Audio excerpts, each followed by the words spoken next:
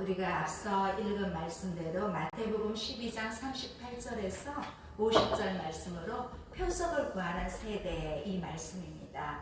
이에 앞서서 오늘은 어버이날입니다. 그래서 교회에서는 어버이 주일로 지킵니다. 그래서 또 잠언 1장 8절 9절 말씀으로 성경적인 효도가 아니라 해서 먼저 어버이 주일 메시지를 먼저 잠깐 전하고자 합니다. 저와 함께 다문화 사역을 하시는 그 방글라데시 로이 목사님이 계십니다. 이 로이 목사님의 아들 이사야가 오늘 서울 서문교회 좀 큰 교회입니다. 서문교회에서 어버이 주일 대표 기도를 한답니다.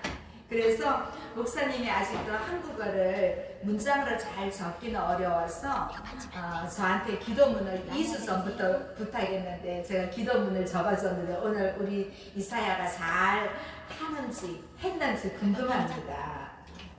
그래서 오늘 마태복음 12장 말씀에 앞서서 주일 말씀에 어버이 주일을 맞이해요. 성경적인 효도관에 대해서 잠시 말씀을 나누고자 합니다. 여러분, 성경적인 효도관이란 성경에서는 효도를 어떻게 가르치는가 하는 것입니다. 십계명 아시죠 여러분? 십계명 중에 효는 사람에게 대한 계명 중에서 가장 먼저 나온 계명입니다. 이 십계명 중에 1, 2, 3, 4 계명은 하나님에 대한 계명이에요. 근데 5번부터 10번은 사람에 대한 계명인데 그 사람에 대한 첫 계명으로 도둑질하지 말라, 간음하지 말라, 살인하지 말라 이런 센 계명보다도 더 강조되는 먼저 되는 계명입니다. 그래서 우리 기독교는 불효의 종교가 아닙니다. 효의 종교입니다.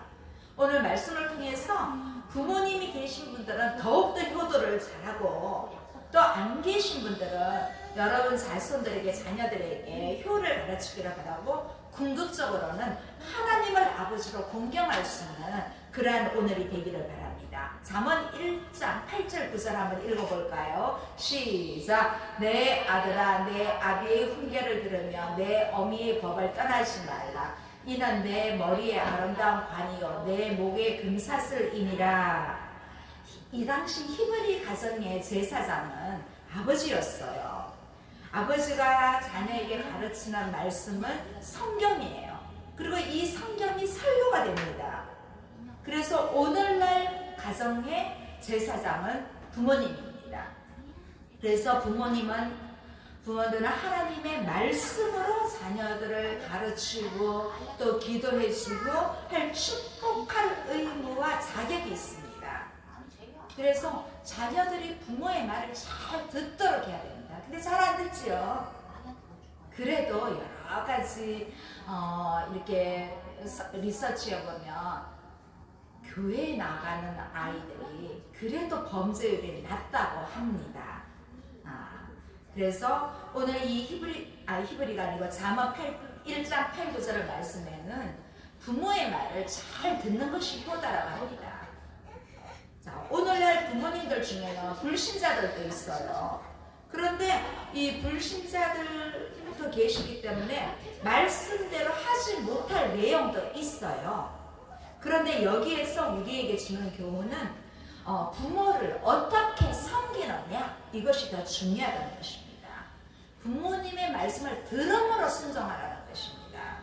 그 말씀이 옳든지 옳지 않든지 간에 일단은 부모님의 인격을 존중하는 의미에서 잘 들어드리는 것입니다. 잘 들어드리세요. 그게 오늘 잠언 1장 8절에서 하는 말씀입니다. 좀 이제 나이가 들다 보면요, 좀 소외된 기분? 저는 사실 어제 조금 오늘 마음이 좀 짠하더라고요. 이게 연예인들이 이렇게 사망하는 거에 대해서 저는 좀 안타깝긴 했지만 이번에 사망하신 분은 너무 안타까운 거예요. 저와 나이도 똑같고 그분이 어렸을 때부터 이렇게 성장하는 모습을 다 봤고 근데 그분이 혼자 집에 있다가 쓰러졌는데 결국 뇌출혈로 그랬다는데 이미 가족들이 봤을 때는 심정지가 된 상태에서 병원에 갔는데 딱 3일 만에 운명하셨더라고요. 너무 마음이 아파요. 이렇게 부모님들은 이렇게 나이 들고 이렇게 하면 혼자 있는 것이 참 외로워하고, 그래서 똑같은 말 자꾸 하고 그러는 경우도 있는 거예요. 그래서 그 말들을 잘 들으시라는 게 오늘 이 잠언 1장 8절에서 하는 말이에요. 그래서 좀 안타까웠습니다. 그래서 부모님 말씀에 존중하는 것이 부모를 공경하는 것이라고 이 잠언 1장에서는 그렇게 말하고 있어요. 또 두 번째는 부모님의 말씀에 순종하는 것이 효도다. 에베소서 6장 1절 한번 볼까요? 자녀들아 너희 부모를 주 안에서 순종하라. 이것이 옳으니라. 이 주 안이란 말은 이 순종의 범위를 말해요. 그러니까 우리는 예수님을 믿기 때문에 주 안에서 무조건 순종해야 된다는 것입니다. 그래서 우리는 주 안에 있는 성도이기 때문에 주 밖에 있는 사람이 아니기 때문에 순종하라는 이 말씀에 순종하면 우리에게 복이 됩니다. 혹시 예수님 믿지 않는 사람들은 불의한다 할지라도 예수 믿는 여러분들은 순종하십시오. 그래서 불의하면 안 됩니다. 요즘 자녀들은 부모님하고 같이 사는 것을 사실 다 싫어합니다. 그런데요, 저는 5월 5일에 너무 감사했어요. 저희 조카 연주가 있어요. 그 아이가 아기 때부터 컸는데 나이가 40이 되었거든요. 그런데 딱 한 달 전에 4월 8일에 시아버님이 돌아가셨어요. 그런데 지금 넓은 아파트에서 나와가지고 시댁 좁은 집으로 아파트보다 반 크기 되는 거기로 들어간답니다. 그래서 너무너무 잘했어. 복 받을 거야. 제가 그렇게 격려했었어요. 자, 어쨌든 우리는 성도로서 부모님을 주 안에서 순종하고 공경해야 됩니다. 하나님께 주신 인간에게 주신 첫 번째 계명, 부모에게 공경하라. 그러면 하나님은 우리에게 더 큰 은혜로 우리에게 주십니다. 그래서 성경은요, 육신의 부모도 공경 못하면서 어떻게 하나님을 섬길 수 있느냐 이런 말씀도 한 곳이 있어요. 그래서 우리는 하나님 아버지께 순종하듯이 육신의 부모님에게도 마찬가지입니다. 또 역으로 육신의 부모에게 순종하면 하나님께도 그 방법이 그대로 연결되는 거예요. 우리 예수님은요, 하나님 앞에 죽기까지 순종하셨습니다. 그만한 순종은 없습니다. 그래서 부모를 공경하면 하나님은 큰 선물을 주세요. 에베소서 6장 2절. 어떤 선물을 줄까요? 에베소서 6장 2절. 함께 볼까요? 내 아버지와 어머니를 공경하라. 이것이 약속 있는 첫 계명이니 이는 내가 잘되고 땅에서 장수하리라. 여기서 이제 공경이라고 하라. 부모님이 진짜 훌륭해서 또 있지만 내 마음에 안 드는 부분도 있지만 그래도 높이 평가하고 가장 가치를 두는 거예요. 존경이 표하는 거예요. 자, 우리는 하나님을 공경하듯이 그렇게 부모를 공경해야 됩니다. 그렇다고 해서 부모를 여러분 신으로 생각합니까? 절대로 아니잖아요. 신처럼 생각하는 게 아니라 인격적으로 존중하라는 것입니다. 자, 그렇게 하면 하나님께서 우리 장래를 축복합니다. 장래를 축복합니다. 어떻게 축복합니까? 우리 하는 일마다 잘되게 하시고 여러분 장수하게 하신답니다.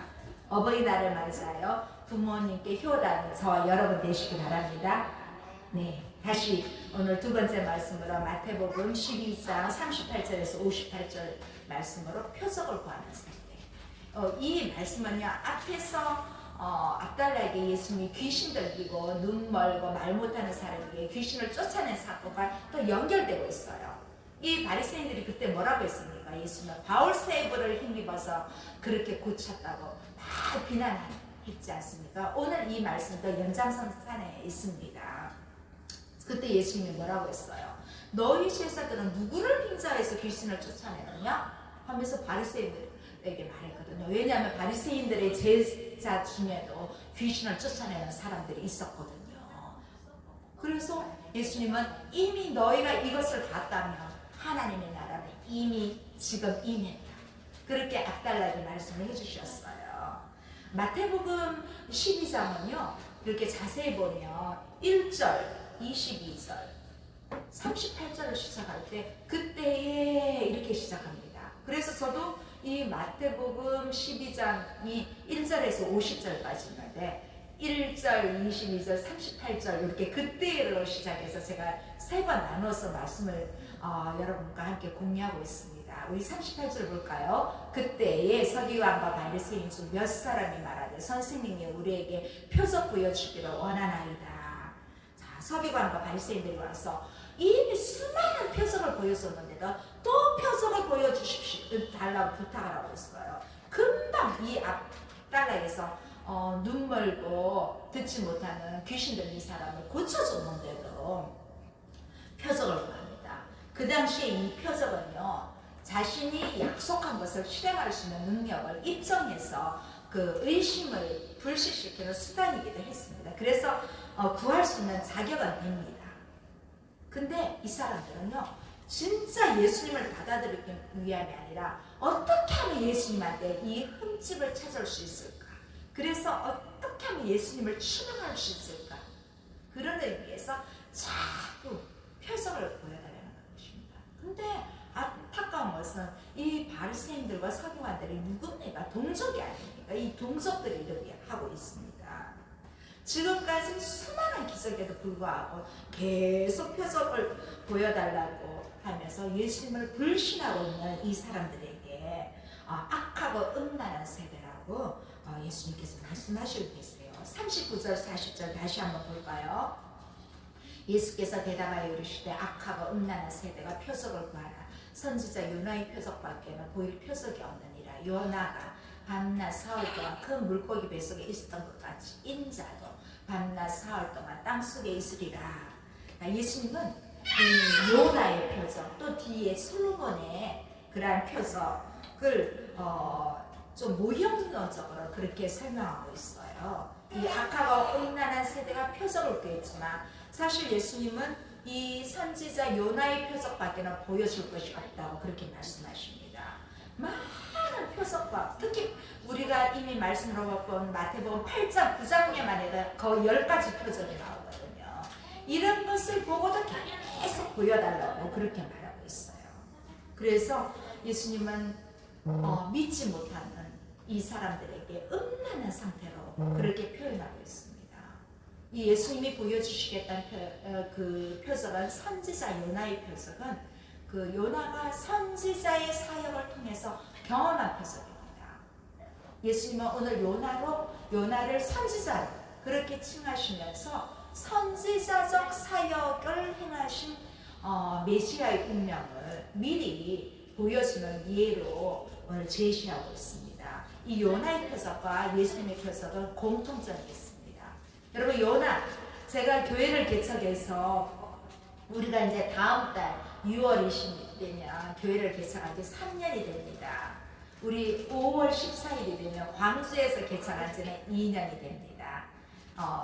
6월 20일 교회를 개척하고 6월 27일 첫 예배 때 제가 요나서를 한 5회, 6회에 걸쳐서 했습니다. 이 요나와 예수님의 공통점은 3일 동안 밤낮으로 요나는 바다 괴물, 큰 물고기라고 나와 있어요. 그 안에 들어있었습니다.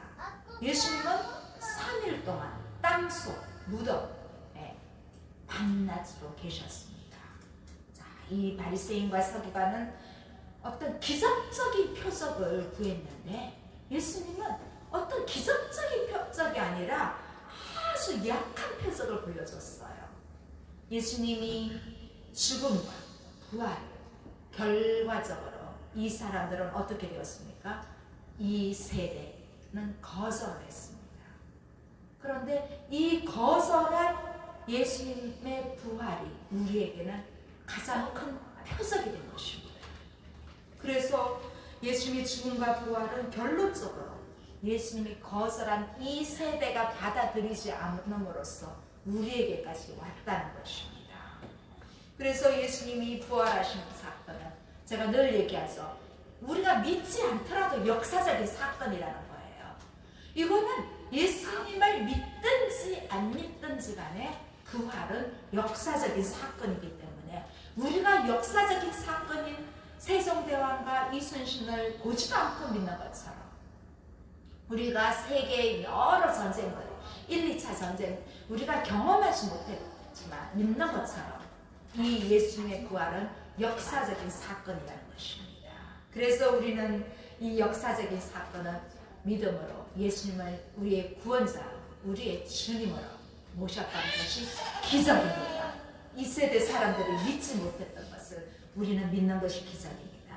그래서 예수님은 심판대에 대해서 뒤를 이어서 말씀하십니다. 41절 보겠습니다. 심판때 니느웨 사람들이 일어나 이 세대 사람을 정죄하리니 이는 그들이 요나의 전도를 듣고 회개하였으니거니와 요나보다 더 큰 이가 여기 있느니라. 자, 인자와 요나의 표적은 하나님의 심판을 전한 것에 대한 반응으로 보입니다. 요나가 사실은 니느웨로 가기를 원했으니까 안 가려고 도망갔잖아요. 도망가다가 목덜미 잡혀서 다시 물고기 뱃속에 들어갔잖아요. 그래서 하나님이 다시 살려주셔서 니느웨로 갔어요. 사실 이 니느웨 사람들은 이방인들이거든요. 요나는 왜 예수님 저렇게 이방인들을 믿지 않는 사람들 가서 왜 회개를 촉구해야 되냐고. 저 가기 싫습니다. 그리고 극구 부인하다가 결국은 3일 반나절로 큰 물고기 뱃속에 있었잖아요. 그래서 물고기 뱃속에서 기도하니까 하나님이 꺼내주신 거잖아요. 니느웨 사람들은 이 이방인 선지자 요나가 와서 복음을 전했을 때 다 회개했거든요. 그런데 요나가 하나님의 백성이 아닌 이방인에게도 심판의 메시지를 전했는데 그들이 다 회개했는데 왜 요나보다 더 큰 이가 오셔서 말씀을 전했는데 왜 이 세대는 회개하지 않았는 것입니다. 그래서 뭐라고 하십니까? 마지막 때에 니느웨 사람들이 일어나서 이 세대를 비난할 것이라고 말씀하고 있지 않습니까? 이 표적에 대한 에서 말씀하신 예수님은 또 한 가지 솔로몬 시대에 예를 더 드십니다. 42절 한번 볼까요? 심판때에 남방 여왕이 일어나 이 세대 사람을 정죄하리니 이는 그가 솔로몬의 지혜로운 말을 들으려고 땅끝에서 왔음이거니와 솔로몬보다 더 큰 이가 여기 있느니라. 열왕기상 10장에 보면요, 이 스바 여왕이에요. 이분이 스바 여왕이 멀리서 솔로몬의 지혜를 듣기 위해서 왔어요. 솔로몬은요 진짜 모든 것의 박사예요. 동물학 박사, 식물학 박사까지, 시도 문학 박사이고 지혜의 박사인데 이 솔로몬이 땅 끝에 있는 스바 여왕까지 들린 거예요. 그래서 이 솔로몬보다 더 크신 하나님의 아들이 이 땅에 왔는데도 이 세대들이 받아들이지 않음으로써 스바 여왕을 더 예를 들어서 말씀을 하십니다. 이 스바 여왕이 유대인의 새 왕, 이 다윗의 후계를 이어서 솔로몬 왕이 이제 등극하자 이 온정을 봤을 때 다윗의 아들인 솔로몬의 왕의 어떤 지위를 관심을 두고 있습니다. 여러분, 예수님이 요나는 뭐라고 했습니까? 선지자라고 했잖아요. 선지자. 솔로몬은 왕이잖아요. 그러면 이 선지자와 왕보다 더 크게 하나님께서 부여하신 권위, 그리스도 기름 부음 받았다. 옛날 구약시대에는 여러분 세 사람에게 기름 부음을 받았어요. 앞에서 말한 선지자, 왕, 그리고 제사장, 이렇게 이 모든 것을 담당하신 분이 바로 예수 그리스도이십니다. 그래서 예수님은 요나 이야기에 덧붙여서 이 남방 여왕인 솔로몬의 지혜를 듣기 위해서 땅 끝에서 온 이방 지역에서 온 정을 들어서 예수님의 권위에 반한 이 사람들에게, 이 세대들에게 이들의 운명이 앞으로 어떻게 될 것인지 경고하십니다. 자, 우리 43절에서 45절 한번 볼까요? 자, 더러운 귀신이 사람에게서 나갔을 때 물이 없는 곳으로 다니며 쉬기를 구하되 쉴 곳을 얻지 못하고 이에 이르되 내가 나온 온 집으로 들어가리라 하고 와보니 그 집이 비고 청소하되 술이 되었거늘 이에 가서 저보다 더 악한 귀신 7을 데리고 들어가서 거하니 그 사람의 나중 형편이 전보다 더욱 심하게 되었습니다. 이 악한 세대가 또한 이렇게 되리라. 자, 더러운 귀신이 어떤 사람에게 나갔을 때 물이 없는 곳을 지나면서 쉴 곳을 찾아요. 그러나 찾지 못해요. 귀신은 쉴 곳에 들어가서 또 다른 괴롭힐 대상을 찾으려고 나갔지만 결국은 실패합니다. 자, 그래서 귀신은 다시 나왔던 사람에게 다시 들어가려고 합니다. 근데 귀신을 와서 보니까 그 집은 비어 있었어요. 청소되고 정돈된 것을 보니까 귀신은 자신이 처음 있었을 때보다 이제 더 심각한 상태가 되어서 다른 악한 귀신 7을 데리고 그곳에 들어갔습니다. 그래서 어떻게 됩니까? 이 마지막 다시 들어갔을 때는 처음보다 더 나쁘게 되었습니다. 예수님이 이 비유는 그 예수님이 가져오신 하늘나라의 사역을 받아들이기를 거부하는 이 세대들에게 대한 반응을 보입니다. 우리가 구원의 역사적인 단계에서 볼 때 예수님은 축기, 이 축기는 귀신을 쫓는 거예요. 이스라엘, 더 구체적으로 말하면 예수님의 제자들을 초이스한 이 갈릴리 지역을 청소하고 계십니다. 근데 하나님께서 하시는 일을 보고도 반응하지 않습니다. 이들은 예수님의 이런 표적을 통해서 잠시 맞선 보았지만 믿지를 않았습니다. 자, 이건 우리에게도 적용되는 거예요.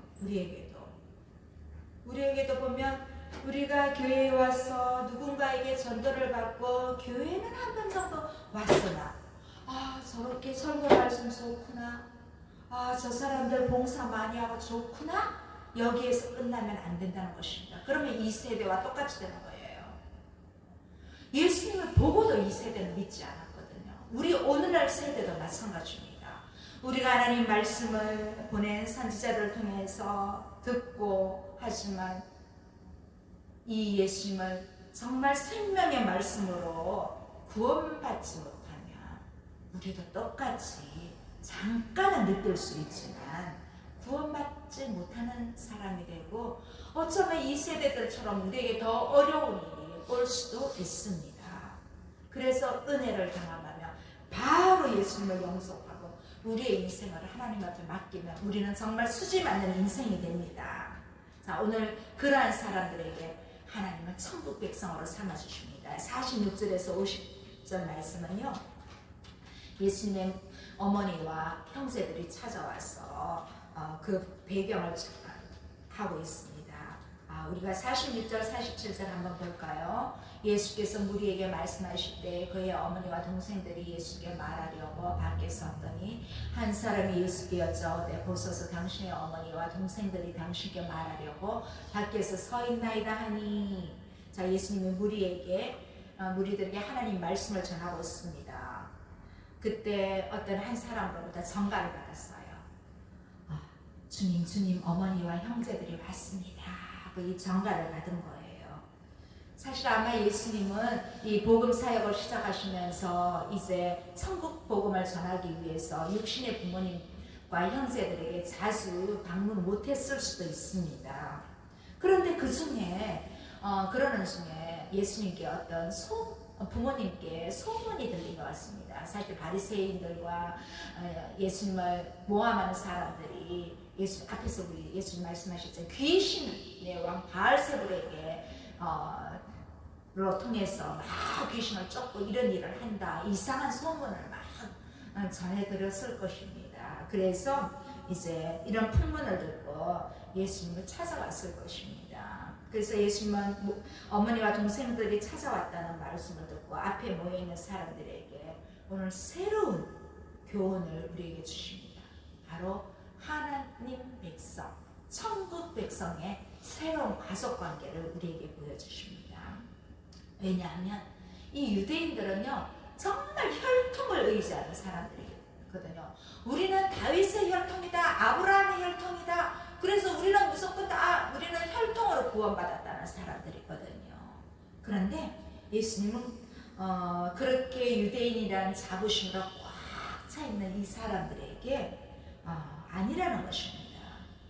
하나님의 의를 입지 않고는 절대로 하나님의 자녀가 될 수 없다는 것을 보여주시면서 예수님은 뜻밖의 말씀을 하십니다. 자, 48절에서 50절입니다.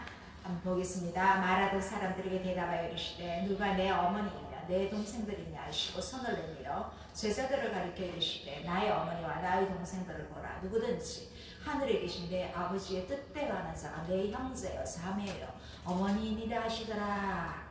자, 예수님은 누가 내 어머니이며 내 동생들이냐고 말하는 사람들에게 대묻습니다. 자, 예수님의 사역들을 보면 우리가 쭉 특히 사복음서에 많이 있지요. 모든 현장에서 영적인 의미들을 보여주고 계십니다. 그 한 예로 제자들이 배를 타고 가는 중에 떡을 가지고 오지 않는 것을 의논할 때 예수님은 그 떡을 누룩으로 비유하셨어요. 바리새인들의 누룩을 조심하라고 주의하라고 그런 것을 생각해 볼 때 항상 예수님은 우리의 일상에서 일어나는 장면마다 거기에다 어떤 영적인 의미들을 부여하십니다. 오늘 아침에 하나 영적인 의미를 저한테 주셨어요. 여러분 포도원 일하러 간 사람들이 있잖아요. 아침 일찍 9시부터 간 사람도 있고 달 끝날 무렵 1시에 간 사람, 5시에 간 사람도 있잖아요. 그래서 오늘 아침에 문득 이렇게 그런 영적인 저한테도 작은 의미를 주셨어요. 남들은 20년, 30년, 40년, 50년 목회 아침에 9시부터 한 사람도 있는데 나는 아직 3년도 안 됐는데 개척을 하지. 난 5시에 온 사람이야. 무조건 견뎌라, 버텨라. 그러면 하나님이 크신 은혜를 더하여 주신다. 이런 영적인 오늘 의미를 아침에 말씀을 묵상하는데 하나 주셔서 또 저는 힘이 되었습니다. 그래서 예수님은 어떤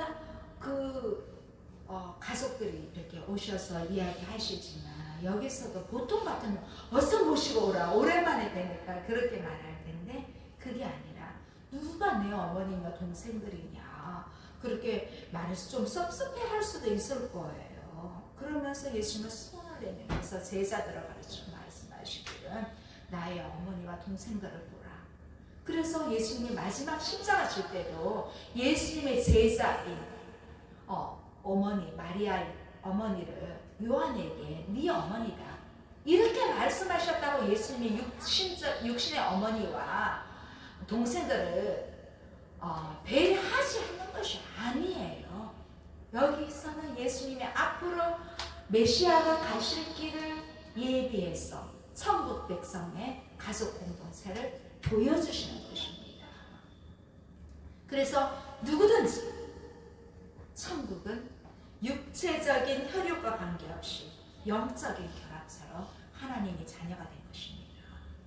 그래서 우리도 예수 그리스도의 말미암아 하나님을 아버지로 모셨다면 우리는 하나님의 자녀가 되는 것입니다. 여러분 재미있잖아요. 뭐가 재미인지 아닙니까? 할아버지도 하나님을 하나님 아버지, 아버지도 하나님 아버지, 나도 하나님 아버지, 내 자녀도 하나님 아버지. 우리 다 그게 없어요. 영적인 공동체에서는 다 하나님이 아버지가 되십니다. 예수님은 피로 값주시고 사신 하나님의 자녀를 우리를 공동체로 묶어주시면서 형제 자매가 영적으로 성립된 것입니다. 우리가 하나님의 가족은 계급이 없습니다. 특히 대형교회 보면요. 우리 교단에서 제일 큰 연세중앙침례교회 보면 교수님, 법학, 이 고위 관직들이 가득해요. 그런데도 그분들이 목사님한테는 아주 존대합니다. 그렇다고 목사님이 그들을 막 하는 것도 아니잖아요. 이 하나님의 영적 공동체 안에서는 어떤 계급이 없는 것입니다. 그래서 오늘 그리스도 안에서 누구든지 한 형제로 사랑과 교제를 나누지 않으면, 근데 그렇게 하지 않으면 이 공동체에서 벗어나게 됩니다. 그래서 우리는 이 공동체에 들어오는 사람들에게 영적인 공동체가 될 수 있도록, 형제자매가 될 수 있도록 도와줘야 합니다. 그러면 여러분은 무엇을 기준으로 하며 세상을 살고 계십니까? 그래도 믿을 것은 가족뿐입니까? 아니면 돈뿐입니까? 근데 오늘 예수님은 결론적으로 뭐라고 하십니까? 누구든지 하늘에 계신 내 아버지의 뜻대로 하는 자가 내 형제요, 자매요, 어머니라고 하십니다. 이렇게 하나님 나라 공동체는요, 다른 것으로 이루어지지 않고 하나님 말씀에 순종하면 우리는 형제, 자매가 되는 거예요. 혈통과 비교할 수 없는 더 강력하고 견고한 유대 관계가 하나님 말씀에 순종하는 그러한 공동체라고 예수님은 천국 백성의 공동체로 새롭게 우리에게 주십니다. 그래서 이 유대인들의 불신앙에 대비해서 앞으로 그들이 당하게 될 것을 나중 형편을 생각하면서 하나님은 비유해서 이렇게 진정한 가족에 대해서 말씀해 주고 있습니다. 예수님의 가족이 된다는 것은 우리가 예수님과의 이 관계 안에 들어갑니다. 그리고 하나님 아버지로, 하나님 아버지 그 보 아래 우리가 들어간다는 것입니다. 여러분은, 저는 진정한 하나님 나라의 가족입니까?